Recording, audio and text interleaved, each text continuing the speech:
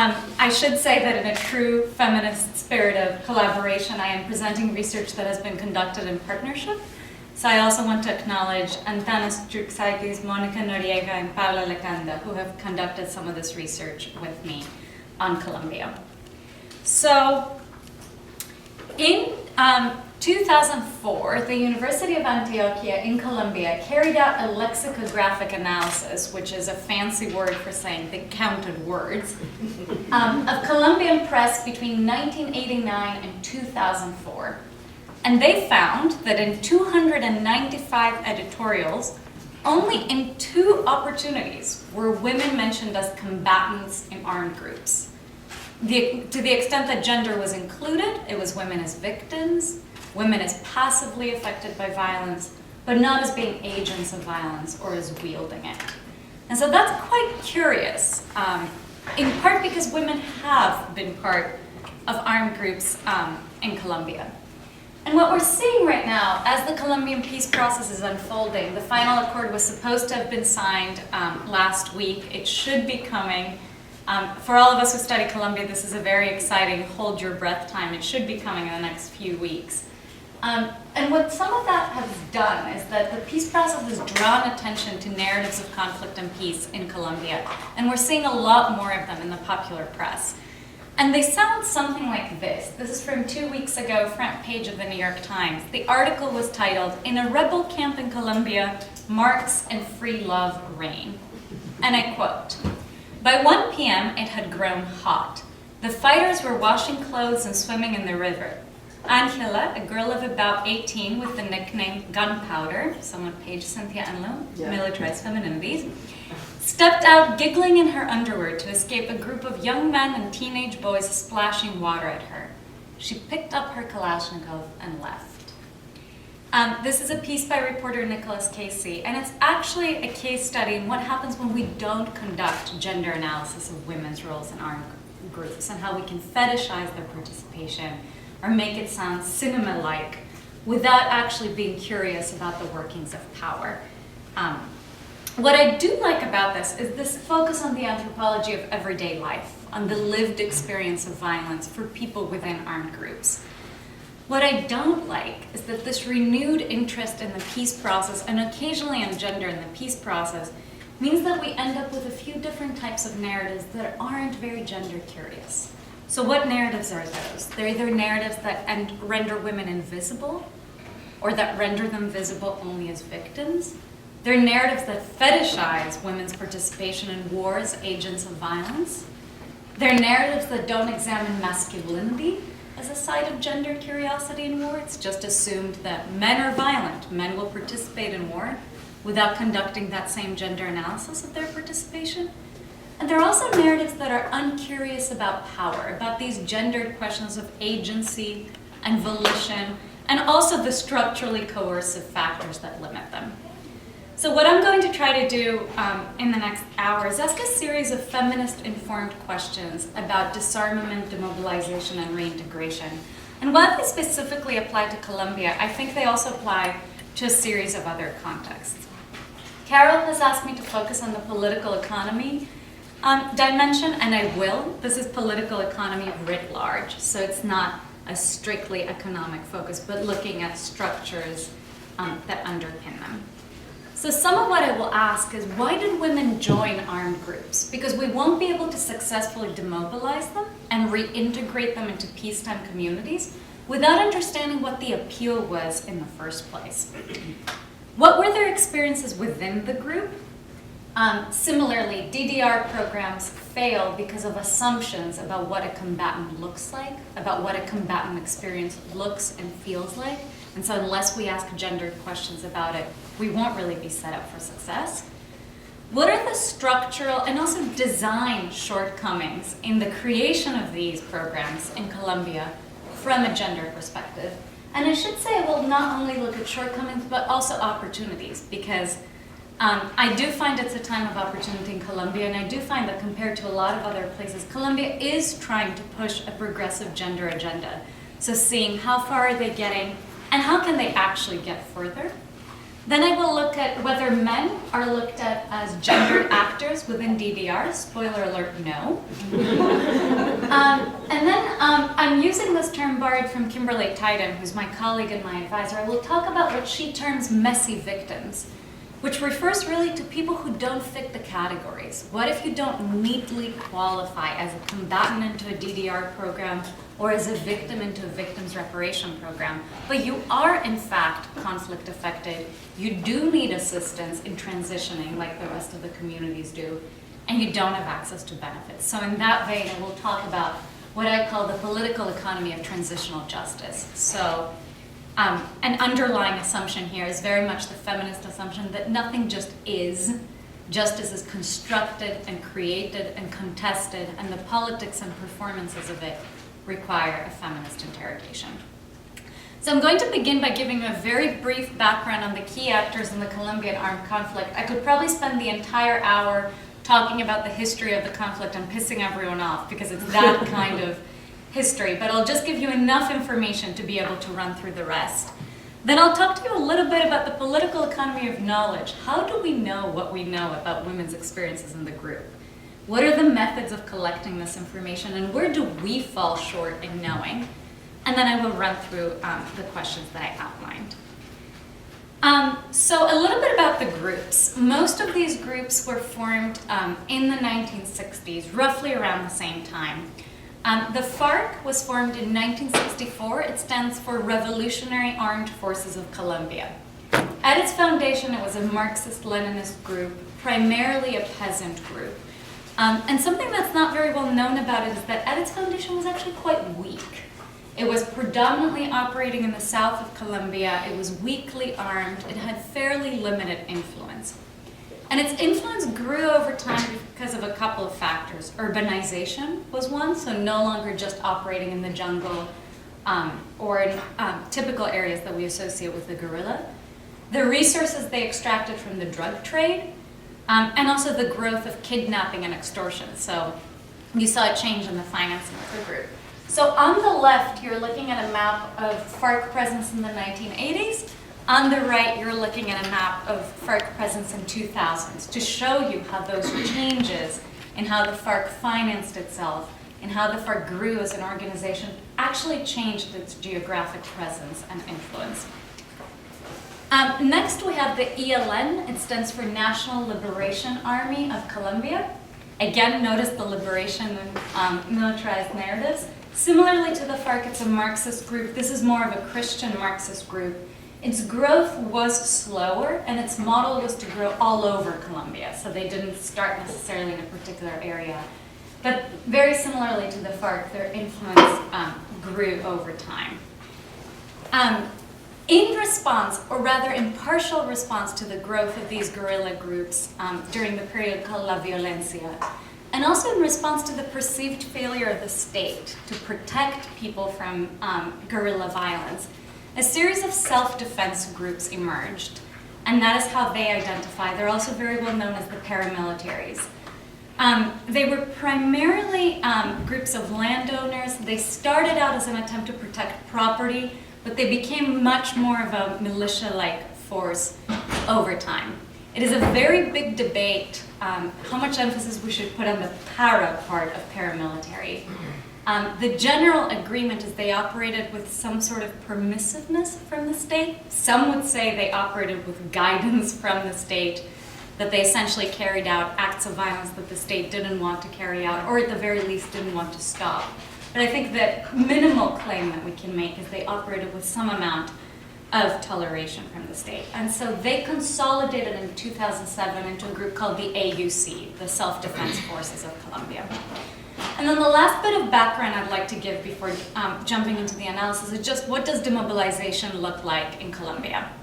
There were two phases of it, one called collective demobilization, primarily between 2003 and 2006. And that was just for the paramilitaries. It covered about 31,000 people. And that meant if your name was on a list, you could collectively demobilize and qualify for benefits without having to prove your own eligibility in any particular way or do anything else. The crucial piece was your name had to be on the list. And we'll talk about the politics of list making in DDR in a second. Collective demobilization did require an agreement between the government and the group you were demobilizing from. So if that didn't exist, you weren't really eligible for it. The second type of demobilization, which continues up until this day, is individual demobilization, which interestingly started a little bit as a counterinsurgency strategy on behalf of the government, where they basically thought, what can we do to compel people to leave the guerrilla groups? And so they set up a formal demobilization program that people could individually qualify in. That is still ongoing. The FARC and the ELN participate in individual demobilization. Part of the puzzle that we're tackling in this conversation is that even though women make up about 30 to 40% of the militants, and those numbers are very, very contested, they only make 11% of the demobilized. So we need to ask ourselves, why do women not demobilize? Or why do they demobilize not through the formal system, but demobilize informally and quietly and fairly and visibly on the side? The last thing I'd like to say on the actors front is we're also seeing this new actor called the Bakrim. Criminal bands is what that stands for. They're somewhere between gangs and a non-state armed group. They have more of a political, ideological dimension than gangs, but less so than the FARC and the AUC. And we're really seeing the rise right now. Some call them neo-paramilitaries. But the reason I bring it up and the reason it's important is we're really talking about a transformation of violence. It's not a neat transition where you demobilize and you become part of the peace landscape. Most people currently in the Bakrim were originally part of a different group. So we're seeing this cycle in and out of different armed groups and a transformation of violence. This map is supposed to highlight the messiness of all of it. Red lines are areas of FARC presence.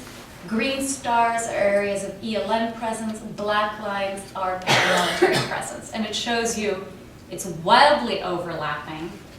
You could show a different map a month given how these groups move and how their territorial control changes. And then here, you're seeing in blue, the Bakrims, the neo-paramilitaries, are really in areas where there had been previously high rates of violence. And that's an important piece to take a look at.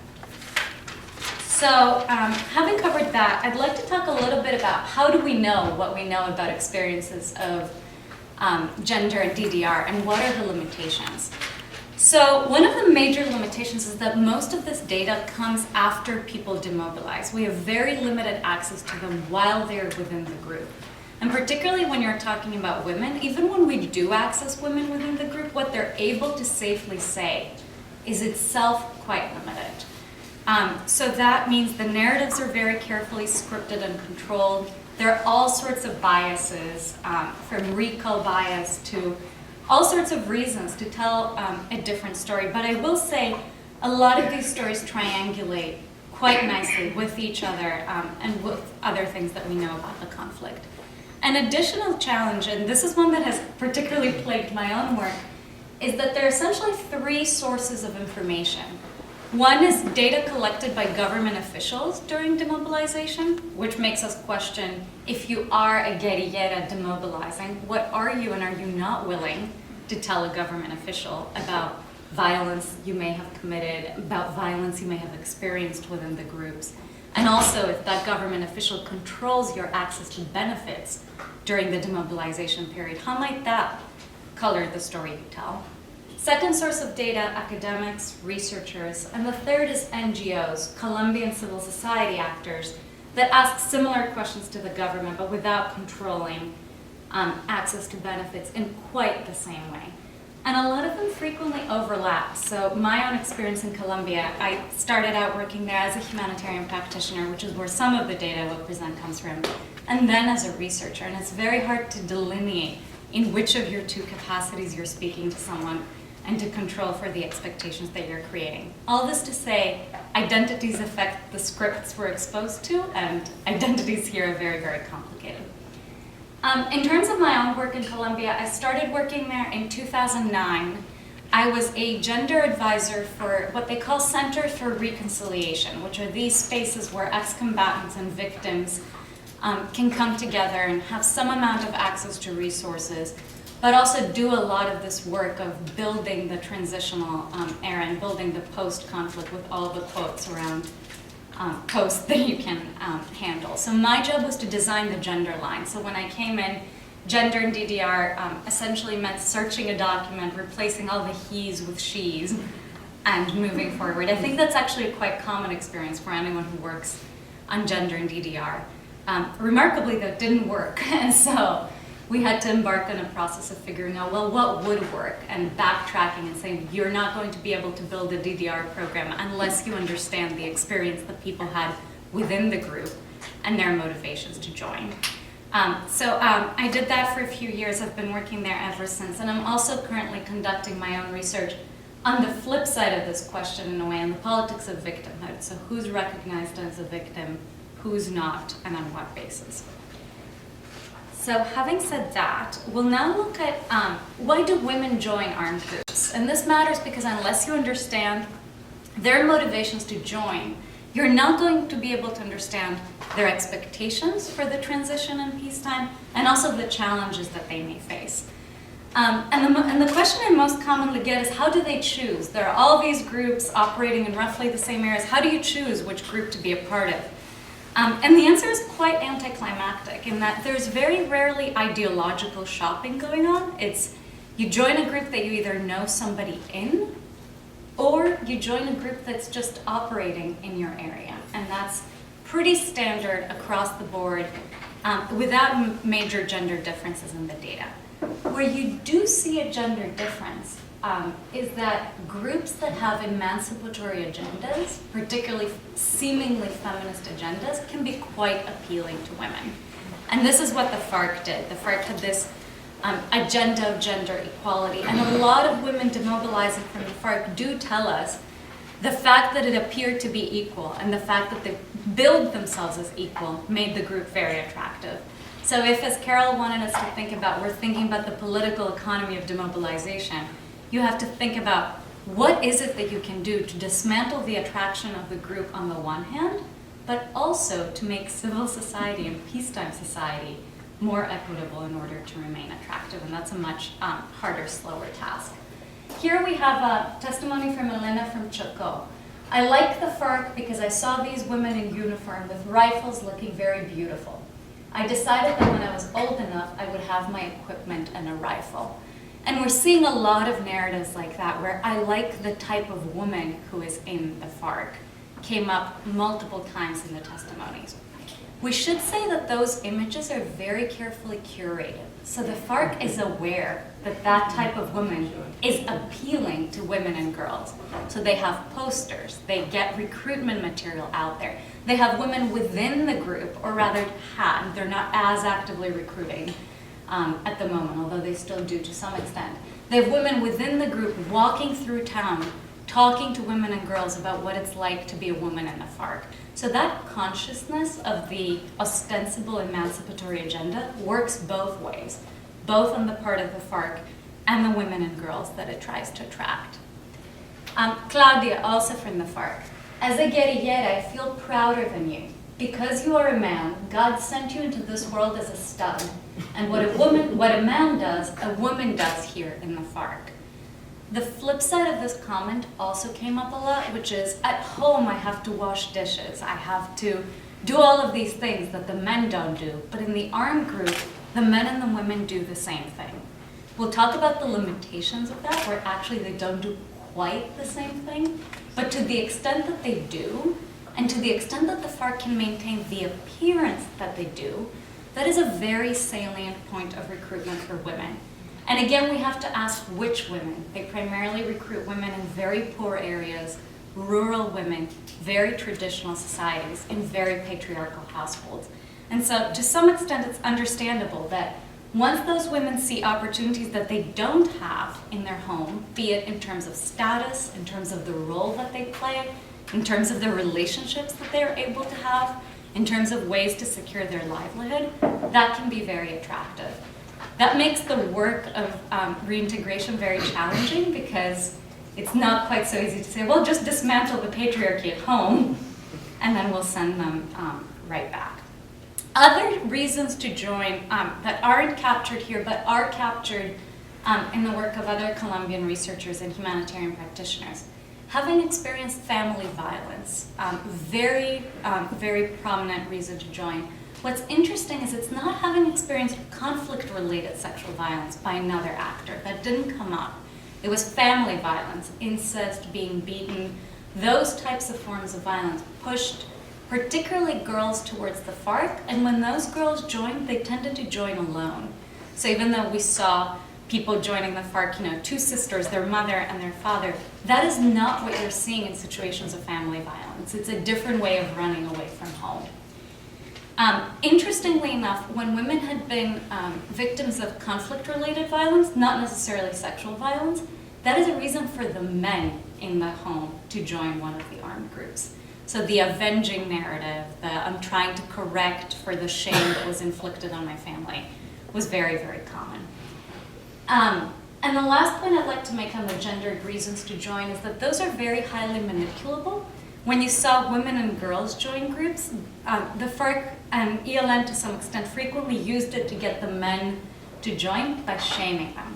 So you're hearing a lot of, your sister joined, or even your mom joined. What kind of man are you to not be part of the group? So it's this interesting tension and contradiction where on the one hand, they're celebrating this emancipatory narrative of inclusion. On the other, they're saying, well, if even the women joined, why are there real men not joining? The reasons women joined and the experiences they had within the group don't often neatly line up. So I'd like to talk a little bit about, did they find the agency and emancipation and forms of empowerment that they were looking for, and what happened when they didn't? And here I think is where particularly the popular narrative very often falls short, because we're exposed to two types of myths. There's the fully emancipated guerrilleras that we saw in Nicholas Case's piece at the beginning, where they're just like the men, they're such a progressive group, women are equal, women are fully empowered. And then there's also the victim narrative of these women were forcibly recruited, they had absolutely no agency, they didn't really choose to be there, they were completely taken advantage of. And I think both of those narratives stop short, because what's challenging here is that many women experience the agency and the forms of equality, perhaps to a more limited extent than we would have thought, that they were hoping for, and that is put forth by the popular narrative. And alongside that, they also experienced harm. And those coexisted within the same person. And so trying to disentangle the level of agency alongside the harm is very challenging, but also very important, because if we underestimate the agency and equality that they experienced within the group, then we're building the transition process without fully understanding these women's expectations. And so that can be very challenging. So what do those experiences of equality look like? Sandra Ramirez, she's a very well-known FARC fighter. As combatants, we're all equal in rights and responsibilities. If the man cooks, the woman cooks. If the man pays guard, the woman pays guard. If the man can be a commander, the woman can be a commander as well. And of course, the unstated part here is that in civil society, you can't really have this expectation. Similar narratives had to do with the appearance of meritocracy and upward mobility for women within the FARC. So particularly for women who were there in a combatant role, so women who were there to actually fight militarily, they would say, oh, I was very good at target practice, so they promoted me very quickly. And that sense that there was a system and a process for women to go through, and that it sometimes worked for them, really did create this perception of equality among them. And then also on the relationship front, and I will return to this idea of a freer love, not quite all the way as Nicholas Casey would have us think of free love, but this idea that they did have a little more room and a little more freedom to make sexual and reproductive choices that they wouldn't otherwise be able to make was quite appealing to a lot of the women and girls. This is one of those pieces of data that we see changes over time. So they would say, for the first year, I was really excited about this. And then over time in the group, their perceptions started to change. But there there are glass ceilings for women within the armed groups. You're seeing David Hasselhoff here. If you don't know, congratulations, you have an all-male panel. It's an excellent blog. What you're looking at is the FARC Secretariat in Havana. The FARC Secretariat has never had a female member. So the decision-making power remained strictly within men. That is not to say women had no power. In fact, they could have had quite a bit of power and influence, but it stopped at a certain level, and it often came in affiliation with powerful men. So women affiliated with commanders were able to have more protection, more benefits. They were able to get away with things that lower-ranking women wouldn't be able to get away with. And the second that affiliation, that relationship ended, all the benefits that came with it also went out the window. So you are seeing a very transient status for women with very limited decision-making power. You're also seeing quite a bit of essentialism in the tactics. So this is especially the case for the paramilitaries, where to the extent that they included women in tactical operations, they had three roles: urbanas, so women who went to the cities, essentially almost as promoters of the mission; prostitutas, so infiltrating groups in order to use women's feminine powers, end quote, to obtain information; and then milicianas, intelligence officers, interrogators, who were primarily dealing with men and were used to humiliate men and intimidate them into giving them information. We're looking at more of the glass ceilings. This is where an intersectional analysis comes in quite handy. On the left, you're seeing the peace table in Havana. To the extent that women have been included, it's been primarily as victims. So they've been there to narrate what experience of harm they suffered. The one combatant who has been included is the woman on the right. Her name is Tanya Niemeyer. What's very interesting about her is she's Dutch.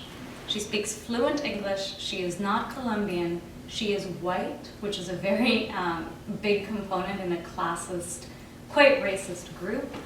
And she is there to translate for the FARC and manage their social media in Havana, which is very interesting because they use her as this face of inclusion, saying, but look, we brought a woman to the peace table. But first of all, it's an opportunity a Colombian woman would never have had.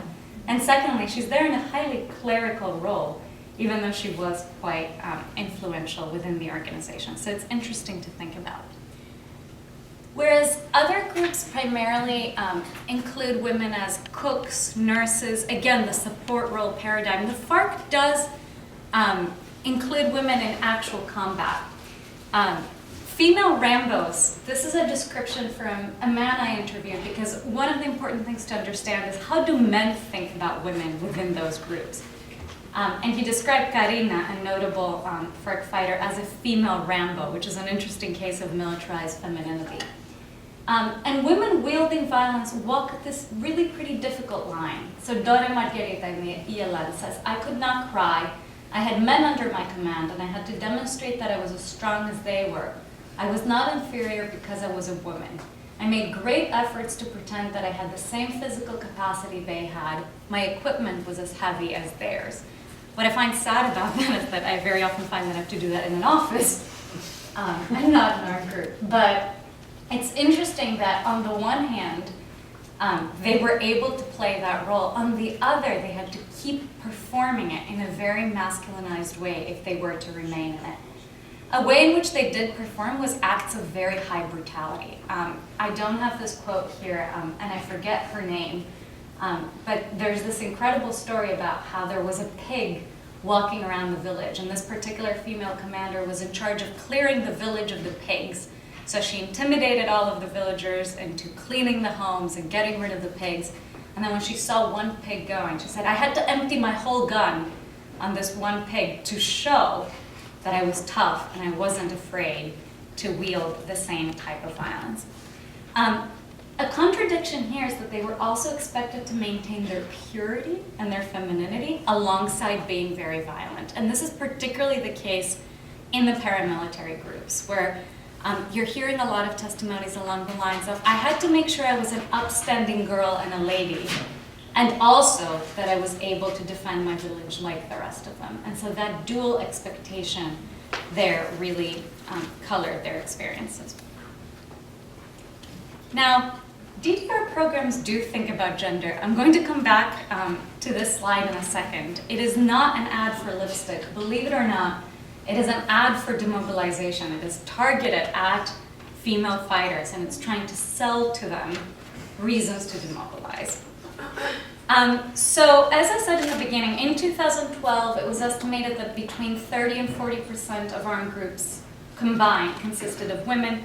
Only 11% of them demobilized. And so there are two hypotheses there. One is that women stay in the group longer than the men, and that's why we're not seeing them in the DDR program. And the other is that they just don't enter this system. So they do demobilize, but they don't go through this formal system. And I'd like to just walk us down both paths and think about why might you make those choices through a gender perspective. The first reason you might not enter the system is that the system was initially designed with very masculinized entry points. So the first D, disarmament, to qualify, you had to turn in a weapon. A lot of women in the support roles didn't actually have a weapon to turn in. And believe it or not, there was no way around that because it's a checklist. And so if you miss the first part of the checklist, you're out. This has since been revised, but it's a very telling case of gender in DDR. DDR research elsewhere has shown very similar issues. I think you read Megan McKenzie today. Diane Mazurano's work has found something very similar. Not quite as stark an example as the weapon, but very often it's this confession demand of you need to tell us every act of violence you've committed in order for us to move you along to the next phase.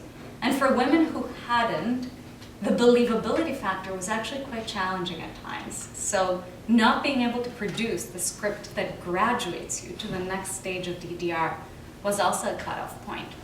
For the collective demobilization, as I mentioned in the beginning, there was both collective and individual. You needed to be on a list to qualify for the collective. And you can think of the reasons why male commanders wouldn't want to put women on the list. And I think from they do all the cooking and the cleaning within the group, what are we going to do if they demobilize? To their sexual partners, to their family members, and so on and so forth. So women had trouble making it onto the lists, and as we said, they're not the list makers themselves. The third issue is that their violence is seen as more transgressive, and again, this is pretty common with gender and DDR all around. And so Kimberly Pyden's research, she interviewed male combatants on gender and DDR, and one of her big findings is that men themselves who are within the groups consider women within the groups used goods or damaged goods. And that is not civilian men. It's men who have had a similar experience within the group. And that sense that by assuming an armed role, a role as a combatant, a role as a militant, by being part of those freer sexual relationships and so on, you have painted yourself in a way that makes it impossible to reintegrate into your home community, has a particular gendered effect on women. The way this plays out is in a couple of ways. You see displacement. It's interesting because it's not coded as forced displacement, but you can decide to what extent it's voluntary or forced. Whereas men return very frequently to the part of Colombia and often to the community that they were part of, and they're welcomed and there are these celebrations. Women more often than not will displace themselves, and usually to an urban center. So it's this idea of trying to start a completely new life, trying to blend in, not really being able to return. You're seeing a lot of separated families. If those women had children before or children within the group, very often their own families won't let them be in touch with the children. And a lot of division and family separation happening after. So you're seeing women wanting to reinvent their identities, and part of what enables that is that they're not in the system. They bypass the system altogether. Now, for women who choose to stay within the group, so women who actually don't demobilize until later than the men, you're seeing a different calculus, again through a gender perspective. The first is this unwillingness to return, which is the factor that we most struggle to believe, where for women who did experience a level of agency and empowerment that they didn't in civilian society, they're very hesitant to give that up, particularly if they feel like they have transgressed from their previous roles. The fear and shame that goes with that as well, where they feel safer within the group, or they feel as accepted in the group, whereas they don't want to deal with the community or the family. Other considerations, such as the fact that their cash payments are often taken away when DDR payments are made in cash. Male family members or even male commanders will take the money away from the women, so they say, I'll just wait it out. I'll just wait till they demobilize and I'll go last, because then they'll either have already cashed in their own benefits and won't rely on me, or I can just keep more of it. Some of it is protection. Women and men saying, I feel naked without a gun in Colombia. And some of it is that they become the targets of subsequent violence or threats of violence, particularly by these neo-paramilitary groups. And so staying within the group remains a security strategy, even if the group itself is not very secure. One thing we are hearing from women who have demobilized is that the DDR program doesn't capture the full experience of having been a victim and a perpetrator in certain senses. So particularly in the FARC, a lot of women experienced forced abortions out of the perception that if you have a child, you'll be much more likely to desert, so not wanting the guerrilla to challenge your loyalty to the group by having a child. Forced IUDs, an obligation to sleep with men, even though there was this free love narrative. A lot of them said, well, it was just expected that it's part of your duty, and so on and so forth. And they don't feel like this experience of harm is actually captured within the DDR program. It's that you're put in the perpetrator bucket, and you don't really have access to the benefits that are designed for victims. And this is especially acute for women. So to come to this wonderful image, this is a flyer designed by a public relations firm for the Colombian Ministry of Defense. And what you're looking at is 4 shades of lipstick. On the left, long-lasting lipstick, intense red. Then moving on, freedom, love, tranquility, and happiness. The ad below, it says, smile and freedom with a permanent effect. Call the closest military unit so you can smile and become the mother you've always dreamed of being. And then the box on the bottom, guerrillera, feel like a woman again, demobilize. So it's very interesting how even the strategies of appealing to women within armed groups are themselves incredibly gendered. And what's especially interesting to me is that this message completely falls flat for the women within the group, where they say, why would I want to do this if what I'm expected to do is wear lipstick in the shade of tranquility and demobilize to feel like a woman? So it's interesting that DDR programs understand they need to appeal to women, but the messaging somehow falls short. The other gendered issue with the design of the DDR program in Colombia is that once they were criticized for all these masculinized assumptions about what a combatant looks like, they created what they called the enfoque diferencial, the differential focus. So whom does the differential focus capture? It captures gender, which is code for women in this case, Afro-Colombians, the indigenous, the disabled, and children. So the regular demobilization process is for adult, able-bodied white males. The differential focus is for everybody else. And what's very interesting about that, other than patriarchy, is that people don't want to go into the everybody else bucket. Because in a society that values class and race in these really significant ways, you don't want to be pegged as part of the indigenous Afro-Colombian disabled demobilization, because you think that affects your employment options, your reintegration options, and so on. So what's interesting is something that started as an attempt to let's be gender curious and let's be curious about all these other things, created these categories that people don't want to associate with. And then the third challenge on gender and DDR, and I would argue this is faced more significantly by men than by women, is that DDR programs are focused currently on the combatants, but there's very little done on the civil society side of who is welcoming these people home and with what attitude. So one of the bigger issues is employment. They're having a very hard time finding employment because people say, why would I want to employ men in particular who I know to have been violent? And again, this is a case of gendered assets where for the women, it's a little bit easier. And so even though there are these employment programs now, particularly in large cities, you can put a sticker on your window to indicate that you employ ex-combatants. More often than not, businesses use those to get the benefits from the government that you get if you say you employ ex-combatants and you put the sticker on, rather than meaningfully employ them. Because the requirements are often, you need to be open to employing ex-combatants, provided they meet the job description. And you can see how you could demonstrate that you're open to hiring ex-combatants and then change the job description accordingly. And also when you're thinking about the jobs, they're very often cooks, cleaners. They're very often the functions people performed in the armed group, but you can still make an argument to say, no, it's not that you were an ex-combatant, that's why I don't want to hire you, there was just somebody better for the job. So in thinking about DDR, it's hugely challenging to think about what about the re-education of the family? What about the re-education of the community and the reconfiguration of the family and the community? What about employment and so on?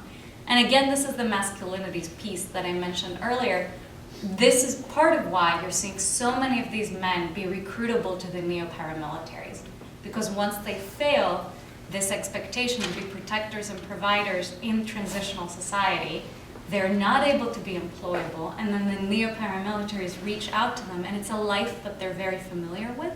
The risks of it don't seem as high once you've demobilized from being part of an armed group. And they provide them with an alternative that the state itself doesn't seem to. So in conclusion, Carol asked me to touch on this, and I'm going to put this out there for discussion. There is a question of the political economy of transitional justice, and I'm seeing this much more now in my research with victims. So there are 4 questions to tackle. The first is that there is this sense that prioritizing DDR is not legitimate when you haven't yet provided reparation for the victims.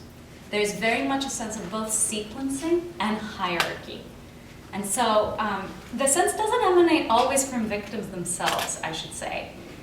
There's a lot of very interesting work. Enzo Nucio does a lot of it if you're interested, where victims actually support DDR because they understand it's part of the peace dividend. And similarly, ex-combatants support reparation. It's much more other parties. But the perception there is basically, why are we rewarding people who caused so much pain and so much violence? Why are we prioritizing them? And it is a financial reward, right? You get a cash payment when you're part of DDR.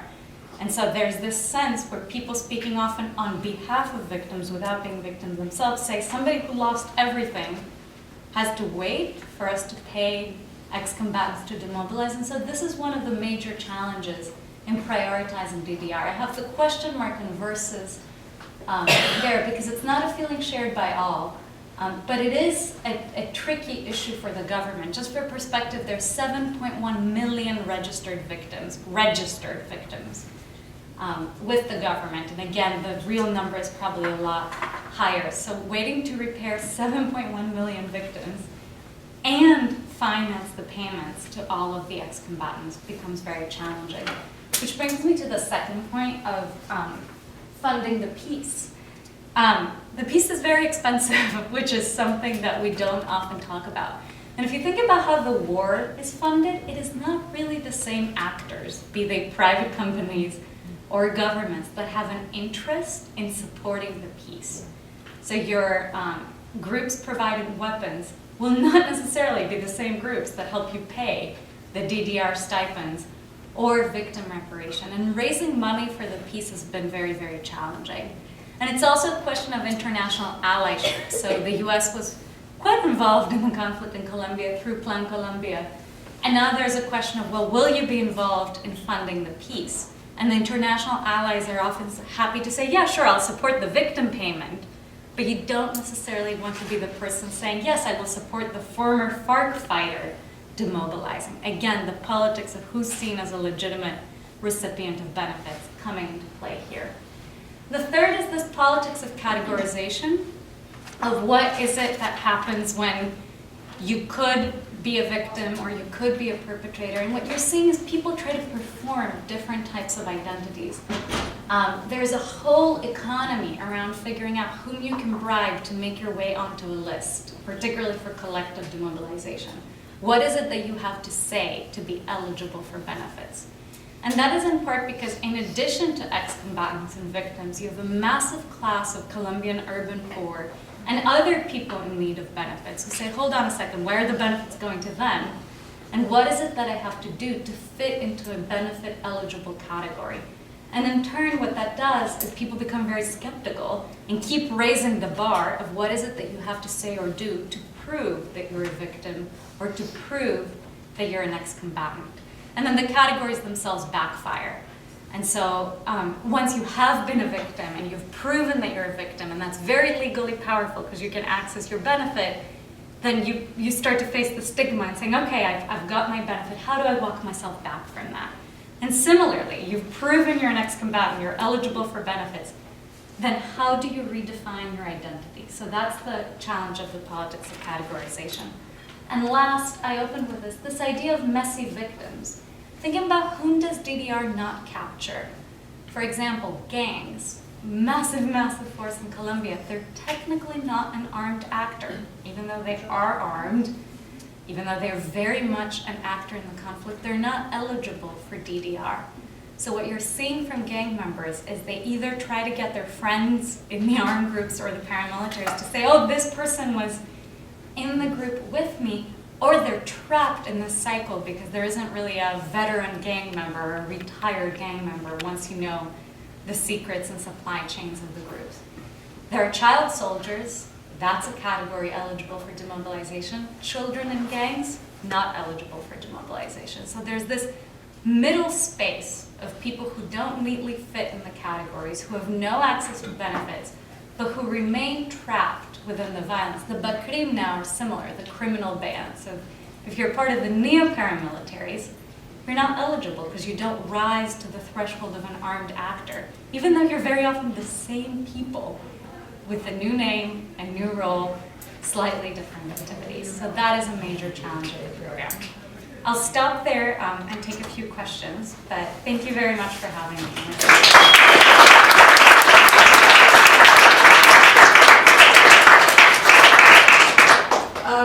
For questions, first of all, I'm going to ask you, when you have a question, to please identify yourself. And do we need, okay, and Roxanne, I'll just have you recognize whoever. Go ahead. Okay, my name is Adriana. I am a PhD student in Global Governance and Human Security here at UMass Boston. My research is about transitional justice laws in Colombia, actually, and the first thing that I want to say is that this is awesome. Thank you. It is. I know how difficult it is to capture in like an hour, 20 minutes, whatever. This complexity. It has a lot of like faces, and so this is absolutely awesome. I'm very like. You throughout the presentation, you described how those rules of belonging or of like all those like checklists shape identities in DDR processes, and is also, as you mentioned, something that happens with victims, right? Like, so if you like follow the script, check, you are a victim. That's exactly my dissertation, actually. Yeah, like actually I was working in my master's thesis from legal geography is also like an attempt to like find that in the text of the laws. So I was curious about like what is your perception of the role of the law in all this process, because all these dynamics, all these rules are set up through laws.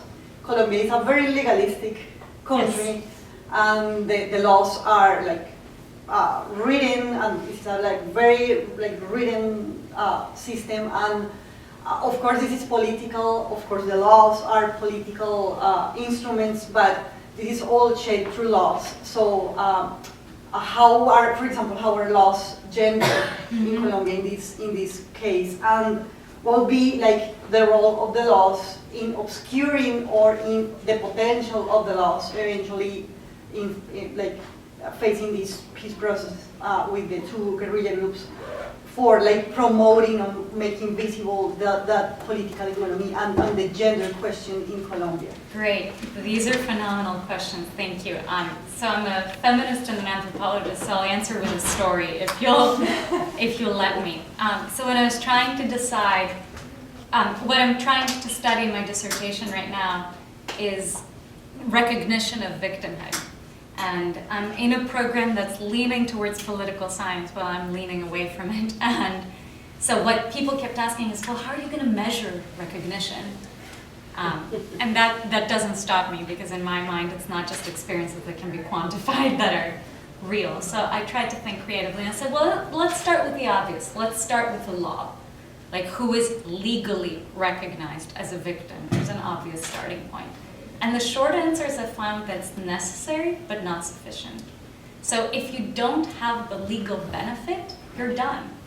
If the law says to qualify into DDR, you need a weapon, that's a gendered case of the law that is really hard to bypass. So getting the law right is very important. But in my mind, the part that lags is actually much harder, because legal recognition doesn't necessarily mean social recognition. So the law could very well say you have these characteristics or you've had these experiences, therefore you are a victim, but you're not recognized as a victim, be it by the perpetrators, be it by your own family, be it by your own community. And that affects your day-to-day life. And there the law doesn't give you very much to work with. So that's the answer to part one of your question. Part two, Colombia has an incredible feminist legal community. And so I think one of the things that we can be pushing towards is this collapsing of the categories, where right now we have these siloed paths. Sorry, this is what happens when you gesture a lot. Where if you're a perpetrator, you go down this path. If you're a victim, you go down that path. If the law were written around experiences as opposed to categories, I think that's what I as a feminist think would help, where if you have had these experiences, whether in an armed group or not, here are the resources you have access to, here are the benefits you have access to, as opposed to having perpetrators and victims siloed out. And then the third part is, and I think I will regret this being on video, but I can't resist pointing it out, it's the law doesn't treat all armed groups equally. Crimes of the state are often not reflected in the law. Crimes of allies of the state are not reflected in the law. And to give you a very simple, again, gender example, if you're a member of the Colombian armed forces and you were disabled or war wounded, you qualify for reparation. If you're a member of the guerrilla and you were disabled or war wounded, you're part of an illegal armed group, you're not entitled to a benefit there, right? So that's another obvious point of intervention. And the truly last thing I'll say on this is, one thing I worry about with the law, and I work a lot with legal research, is the illusion of objectivity, the illusion that we can point to something and say, oh, the law says this, therefore it must be true, and the way in which we invisibilize social class. So, does everybody know what the law is? Do people who are entitled to benefits know that they're entitled to benefits? And as you know, by being Colombian, you're in rural, remote Colombia. People know they are victims in terms of their identity. They don't necessarily know that they're eligible for benefits or don't want to go through the bureaucracy of claiming those benefits. So thinking about the bureaucracy of transitional justice, of who can afford to stand in line at the Unidad de Víctimas, the department that hands out the benefits, for a whole day. If you're a day laborer, do you really lose a day of work to go claim your benefit? Or you can be very scared because we are in the middle of the war. Exactly, and also this is visible, right? People embody it, people see you waiting in line, and I know this because that's how we recruit research participants, right? This is advice I got when I said, well, how do I find people to talk to? They said, just go hang out at the victims unit, which is excellent advice, but if I can hang out at the victims unit, so can everybody else. And so when we say, well, it's in the law and it's on you to claim the benefit, I think it's sometimes we render social class invisible. Anything from literacy to race to all of those dimensions. Hi, I'm Curtis Holland. I'm a PhD student at Northeastern. I was wondering if you see that the cultural status of militarized masculinity that some of the women are attracted to as during their mobilization into these groups. Do you find that this has an impact on preventing men from demobilizing too? Yes. I'm kind of asking for selfish reasons for my own research because I'm doing similar work. For sure. So Joshua Goldstein, Kimberly Theiden, they've written explicitly on this. So the premise is that women also make masculinities, right? Masculinities don't fall out of the ether. It's not just men who perform them. It's that women reinforce and reward certain types of masculinity and also marginalize and shame others. There's a man called Adam Baird, whose work you might want to look at. He looks at masculinity in gangs. And so he's looking at narco moms, narco girlfriends, narco wives, and looking at this like sense of complicit femininity, right?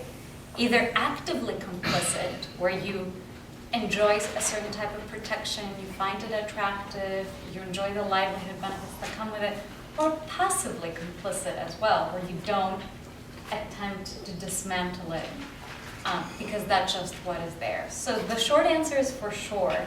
I do think where that stops being true is that I think men's violence is seen as less transgressive than women's. So when men do demobilize, their prospects, particularly relationship prospects, don't suffer. I'm not saying they don't suffer at all, but they don't suffer in the same way that women's do, that sense of the used woman. Or the sense that you violated some sort of nurturing femininity by being in the group. Yeah.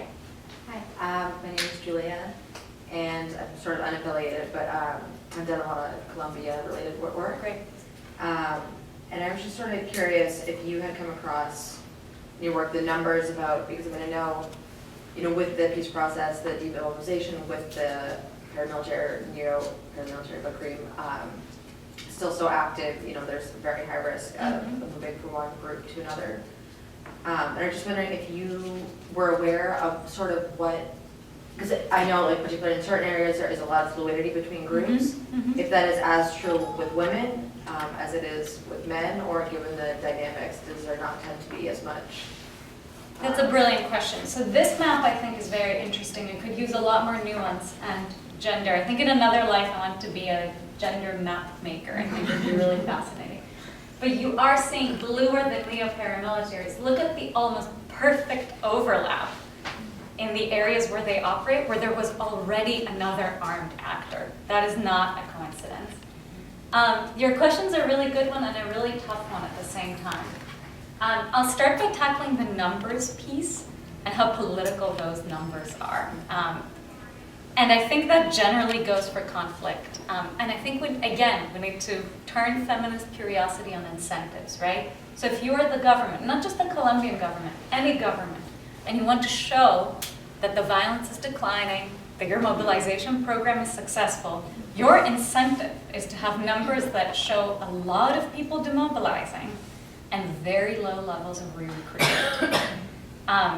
And so it's very tough to get good official data on it. The second issue is what gets counted. The Bakrim are technically not counted as an armed actor, so they don't count as re-recruitment in the official numbers, even though it is a form of re-recruitment. And there's also a tactical decision, right? Again, if you're the state, you don't necessarily want to elevate an actor to the level of an armed actor. So by pretending that they're just a gang, they're no different than a gang, they're able to sort of minimize their activity and not give them legitimacy. The third thing is we have the backwards data. We do know that most people in the Bakrim have been part of the violence in another way. We don't quite have broken down data on that. The gangs in the Bakrim have almost no women in them, and to the extent that they do, it's this narco wife, narco girlfriend prototype that I described. I also think this is a case where options for reintegration and demobilization really differ for women, in that that's not really on the table. And I'm not really fighting here for equal opportunity neo-paramilitaries. This isn't my type of securitized feminism. But I do think it's important to point out that after a woman demobilizes, that option of where do you get funneled if it doesn't work out isn't quite on the table in the same way. Or alternative livelihood options are, right? And you can think about transactional sex, or this idea that I will displace myself in order to start a life somewhere else, as opposed to going back to my community, and if it doesn't work out, I can just join the local armed group. It's like the Rotary Club, but the opposite. So yeah, that's it with the numbers. And I also think the numbers game is very much a visibility game internationally as well, where we push it on them to generate particular numbers. And that becomes part of the political economy as well. Other questions? Yeah. Hi, I'm Rajani Srikanth. I'm a faculty member in the Literature English department. Nice to meet you. So my question is probably going to sound a little apolitical, or maybe, I don't know, I'm not sure how it's going to be read. But it's curious to me as I was listening to you that the demobilization and disarmament process are very much about diminishing a culture of violence. But at the same time, it's very obvious that there is the continuing culture of violence that is sustained by the state, although it becomes a very legitimate kind of culture of violence.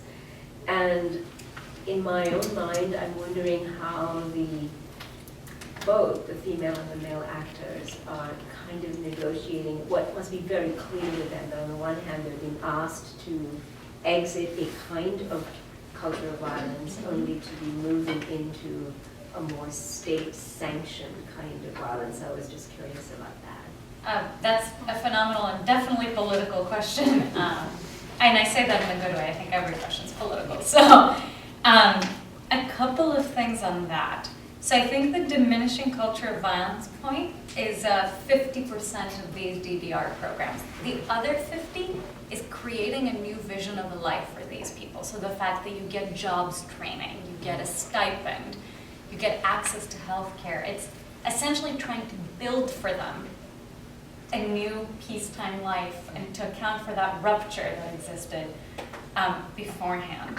The second thing is securitization persists, and depending on which side of it you stand on, you may feel differently, but we're not saying demobilization of state armed forces here. That's right. That wasn't even on the table. I also do think we need to have gendered curiosity about that and thinking if you are President Santos and you are negotiating with these actors that much of your constituency thinks shouldn't be negotiated with, can you afford to look soft and then also give away the military while you're at it? Think of what people would say if President Obama did that, right? It's like, not only are you talking to people killing our children, but also you're dismantling the pride and joy of the armed forces, right? So thinking about gendered incentives and masculinity there.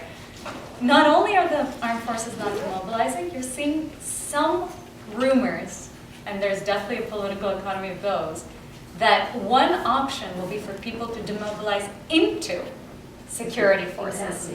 Exactly. That you can say if you left one armed group, you can be part of the army or the police, or worse yet, worse in my mind, private groups, right? It's like, oh, come be the security guard for this mall, bring all your untreated PTSD and everything like that to a public space. And is that happening? Is that invitation coming? I think it's in so the way the accords work, for those of you not familiar with Colombia, is it's a nothing is agreed until everything is agreed deal, which has been made famous by a lot of negotiations in the 90s. So they have chapters, right? So there's a victims chapter, a land restitution chapter, a demobilization chapter.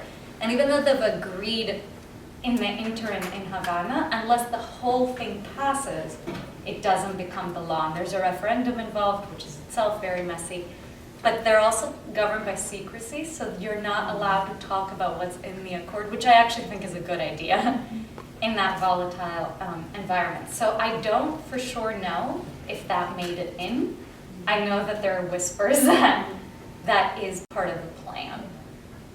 And also there are trust issues among militarized masculinities in this case, where a lot of people in the armed forces say, hold on, we spent 5 decades Fighting these people. hunting these people down in the jungle, and now you want us to fight side by side. And you're seeing similar narratives in ethnic wars, right? Colombia isn't an ethnic war, but you're seeing a lot of this, like, you had us rape and kill, and now you're telling us to all serve in the same armed forces. There is a lot of pride around the armed forces in Colombia. So I'll close my response to your question with this. I wrote a response to the Nicholas Casey piece in the Washington Post 2 weeks ago. I didn't write the headline, so I ended up with the most clickbaity, free love in the FARC is not quite so free, and you wouldn't know that from reading the New York Times. This is a case of what happens when you can't write your own headline. But the piece speaks to this, and one thing I found very interesting was the response, where it was a demographic that loved it, that doesn't love my work. Incredibly right-wing, incredibly militarized. You know, people on the very, very, very far end of the spectrum. Why do they like it? Because it makes the guerrilla look bad. And so thinking about those dynamics in the narratives that we produce, who cannot afford to be called a guerrilla sympathizer or to think about DDR? Who's rewarded for exposing the crimes of the guerrilla but not of the government? And again, if you're a researcher who needs to do your work and you have ongoing work there, if you're an activist, what are safe narrative choices for you?